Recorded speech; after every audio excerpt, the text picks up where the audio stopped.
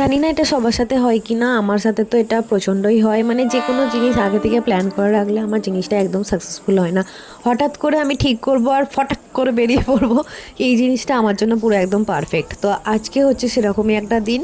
দিনটা ছিল শনিবার, মানে আজকে হচ্ছে কি 17 তারিখ।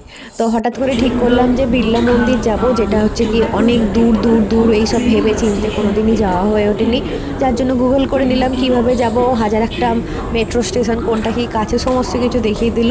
তো তারপরে আমি তো আমার মতনই যাব, সেই জন্য আমি আমার মতোই বেরিয়ে গেছি। প্রথমে আমি ট্রেন ধরে হাওড়া চলে গেছি, তারপরে হাওড়ার মেট্রো ধরেছি, মেট্রো ধরে স্প্ল্যানেট গেছি।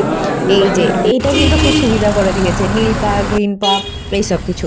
আর যাই হোক, তারপরে স্প্ল্যানেটেও পৌঁছে গেছি। স্প্ল্যানেট থেকে অটো ধরে কোয়েস্ট মল, কোয়েস্ট মল থেকে আর একটা অটো ধরে বিড়লা মন্দিরের সামনে দেখলেন যে আমি ঢুকে গেছি। তার আগে যে হলুদ দেখলেন আমি ব্যাগ ঢোকাচ্ছি। তো মন্দিরটা তো খুবই সুন্দর, কিন্তু মন্দিরের একটা বাজে জিনিস আমার একদম পছন্দ হয়নি। এরকম যারা আমার মতো পিঠে ব্যাগ নিয়ে গেছেন তাদেরকে ব্যাগ নিয়ে ভেতরে ঢুকতে দিচ্ছে না।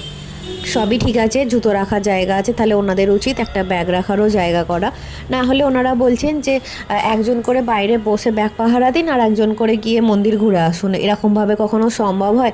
এত বড় মন্দির ঘুরে দেখতে গেলে মানুষের টাইম লাগবে, তার উপরে আমরা এত দূর থেকে যাচ্ছি।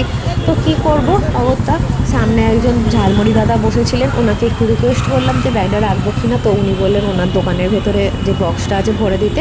আমাকে দেখে আরও দুজনও তাদের ব্যাগগুলো রাখতে হলো। আর এই যে এখানে আজকে আমি বহু যুগ পরে ট্রাম দেখেছি ফেরার সময়। তারপরে ওনার দোকান থেকে আবার ব্যাগ নিয়ে ওনার কাছে একটু ঝালমুড়ি খেয়ে আবার আমরা অটো, মেট্রো এইসব করে করে আবার ফিরলাম। তো এই হাওড়ার মেট্রোটা হয়ে গিয়েও কিন্তু অনেক সুবিধা হয়েছে। আর যখন আমি অটো করেই ফিরছিলাম তখন বহু যুগ পরে সত্যি মানে ট্রাম দেখে তো আমি অবাক হয়ে গেছি। তো ট্রাম দেখলাম, ট্রাম দেখার পরে আবার আমরা মেট্রো ধরলাম। আর এই মেট্রোটা মানে সিঁড়িটা খালি দেখুন একবার কতটা।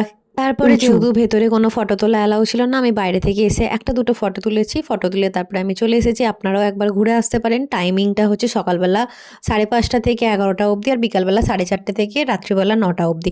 তো আমরা বিকালের টাইমটাতে গিয়েছিলাম। আম, আর হচ্ছে কি একটা মন্দিরের মধ্যে সমস্ত কিছু ঠাকুর আপনারা দেখতে পারবেন, দর্শন করতে পারবেন। বেশ শান্ত শিষ্ট জায়গা, চুপ করে বসেও থাকতে পারবেন, যেটা হচ্ছে কি সবথেকে আমার ভালো লাগে। আর ভেতরে ফটো তুলতে দেয়নি, এটাও একটা বেশ ভালো জিনিস, যাতে কি সবাই মন দিয়ে আর কি বসে থাকতে পারবে। নাহলে সেই খালি ফটো ফটো ফটো ভিডিও এই জিনিসটা হয়ে যাবে।